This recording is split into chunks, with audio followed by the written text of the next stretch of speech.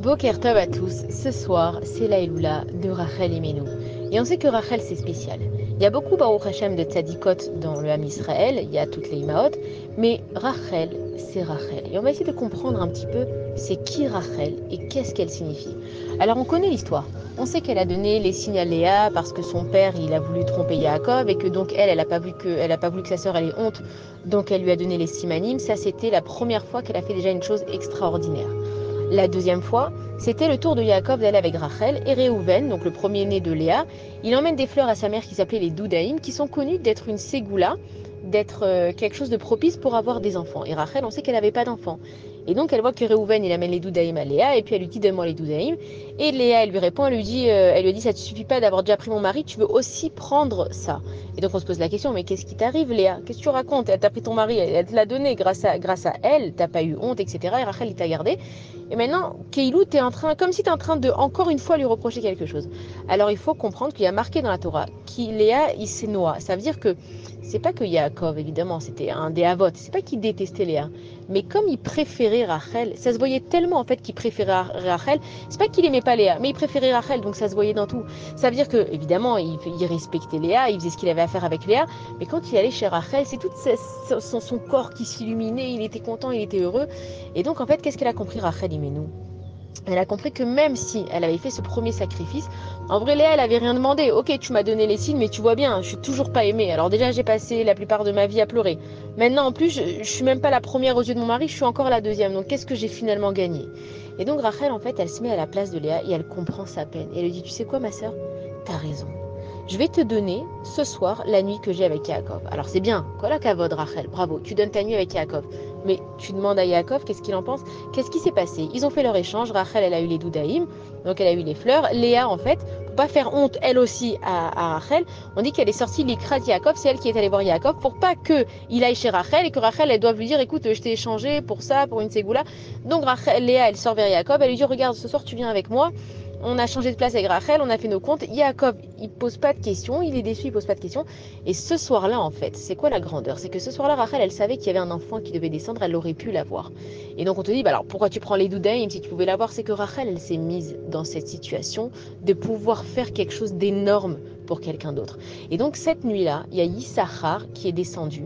Et donc c'est Léa qui a enfanté Yissachar avec Yaakov. Et si on sépare le mot Yissachar, on écrit ça Yud, Shin, Shin. Chaf Resh, ça veut dire Yesh Sachar. Et c'est ce que Akadash Baruch Hu, il lui dit à Rachel dans cette fille-là. Il lui dit Yesh Sachar lifou la terre. T'auras une récompense, Rachel.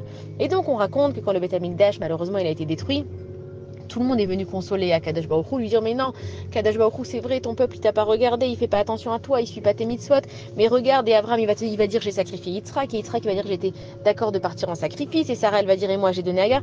Chacun il est venu avec ses arguments, et Kadash Baruch Hu il a dit non, je suis désolé mais c'est pas, ça marche pas, vos arguments ils sont pas assez forts par rapport à ce qui s'est passé. Et arrive maman Rachel, et Akadosh Baruch Hu, Rachel elle vient chez Akadosh Baruch Hu, elle lui présente son argument, elle lui dit t'es jaloux de quoi Akadosh Baruch Hu, que ton peuple il te sert pas, t'es un dieu jaloux.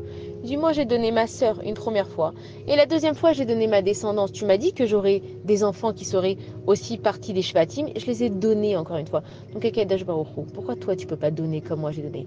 Et on dit que Akadosh Baruch Hu lui dit Yesh Sachar Lifou la terre, c'est que toi Rachel, Ima Rachel, je vais t'entendre à la fin des temps, et c'est grâce à toi. Et c'est pour ça que d'ailleurs que Rachel, c'est la seule aussi des Imaot qui est entourée en plein milieu du chemin. Yaakov, il est tranquillement avec Léa dans la Marat Marpella, Avraham, il est avec Sarah, etc. Il n'y a que Rachel qui est en milieu du chemin. Mais pourquoi en fait? On dit que parce que quand les Juifs sont partis d'exil de Babylonie, on a mis Rachel là-bas pour qu'ils viennent pleurer sur sa tombe et que Akadosh Baruch Hu, par ça, il leur donne la permission de construire le deuxième Beth Amikdash. Alors ok, maintenant le deuxième Beth Amikdash il a été construit.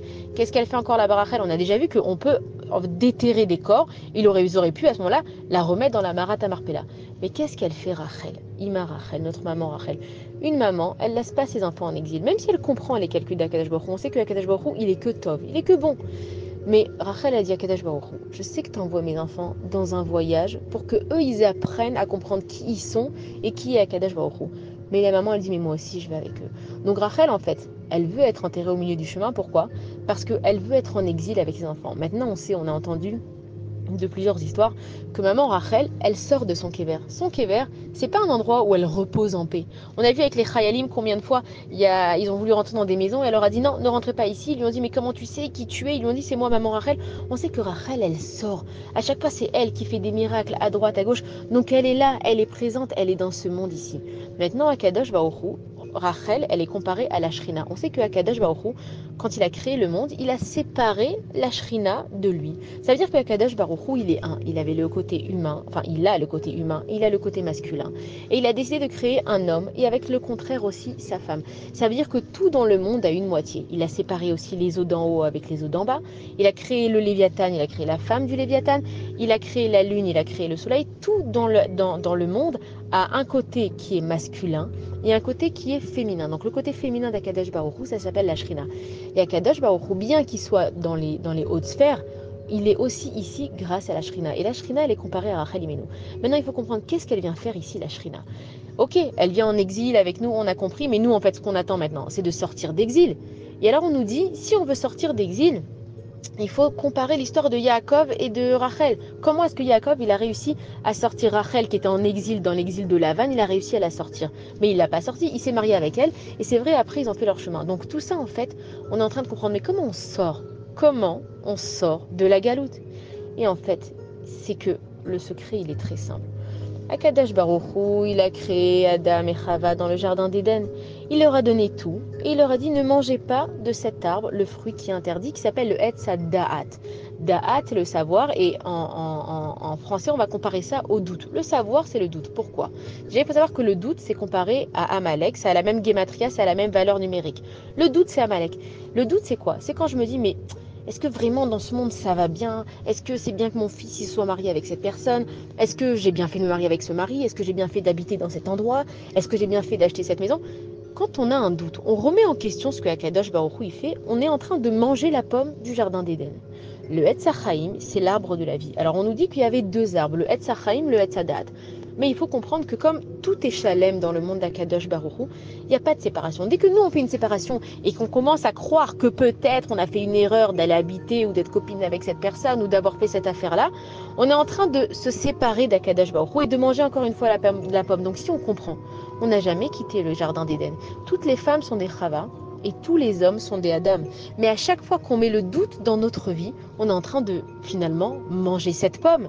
Mais si on laisse tomber cette pomme, Akadosh Baruch Hu nous a dit, regardez, vous avez tout, mais dès que vous allez manger ce fruit, vous allez créer un manque à l'intérieur de vous.